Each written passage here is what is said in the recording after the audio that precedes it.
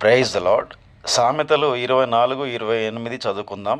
నిర్నిమితముగా నీ పొరుగువాని మీద సాక్ష్యము పలుకకము, నీ పెదవులతో మోసపు మాటలు చెప్పవచ్చునా అని ప్రభు రాయబడి ఉంది. చాలా స్పష్టంగా వాక్యం. దీని అర్థం ఏంటి అంటే, పరిశుద్ధ గ్రంథం నుంచి చూసుకుంటే యోసేపు మీద పోతీఫర్ భార్య అబద్ధ సాక్ష్యం చెప్పింది, మోసపు మాటలు చెప్పింది. ఏంటి అంటే, యోసేపు నాతో శయనింపమని నన్ను అడిగాడు, అందుకే నేను భయంతో కేకలు వేయగానే ఇక్కడ తన బట్ట వదిలేసి ఈ ప్రదేశం నుంచి పారిపోయాడని యోసేపు మీద పోతీఫర్ భార్య అబద్ధం చెప్పడం జరిగింది, అబద్ధ సాక్ష్యం చెప్పడం జరిగింది, మోసపు మాటలు మాట్లాడడం జరిగింది. కాబట్టి యోసేపు పోతీఫర్ భార్య వేసిన అబద్ధ సాక్ష్యం వలన ఎన్నో బాధలు, కారాగారంలో బాధపడ్డాడు.